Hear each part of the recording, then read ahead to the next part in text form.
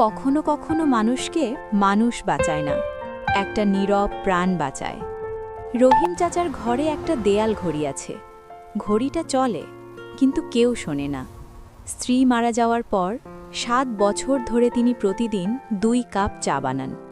1 cup নিজে খান, আরেক cup ঠান্ডা হয়ে যায়। একদিন শীতের রাতে ডাস্টবিনের পাশে তিনি একটা কুকুরছানার কান্না শোনেন। পা ভাঙা, চোখে ভয়, শরীর কাঁপছে। লোকজন বলে, ছেড়ে দাও, বাঁচবে না। রহিম চাচা শুধু বলেন, আমিও তো বাঁচব ভাবিনি। তিনি কুকুরছানাটাকে কোলে নেন, হাত কাঁপে। বয়সের জন্য না, ভালোবাসার ভয়ে। রাতে তিনি নিজের কম্বলটা কুকুরটাকে দেন, নিজে মেঝেতে শুয়ে পড়েন। অনেক দিন পর সেই রাতে তিনি একটু শান্তিতে ঘুমান। দিন যায়, কুকুরটার নাম রাখেন আশা। কারণ সে না এলে রহিম চাচা হয়তো আর থাকতেন না। আশা সুস্থ হয়, আর রহিম চাচা আবার কথা বলতে শেখেন।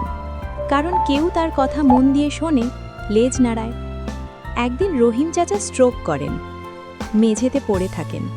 মোবাইল নেই, ডাকবার কেউ নেই। আশা ঘেউ ঘেউ করতে করতে রাস্তায় দৌড়ায়। কারো পা কামড়ায় না, শুধু টানে টানে। শেষ পর্যন্ত এক মানুষ আসে।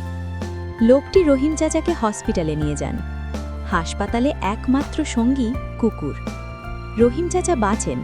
হাসপাতাল থেকে ফেরার দিন ডাক্তার বলেন, আপনাকে কেউ খুব ভালোবাসে। রহিম চাচা কুকুরটার দিকে তাকিয়ে বলেন, হ্যাঁ ডাক্তার, সে মানুষ না।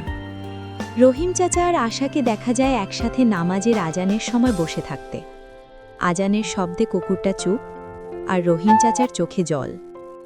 যে প্রাণকে সবাই বোঝা ভাবে, সেই প্রাণটাই কখনো কারো বাঁচার কারণ হয়।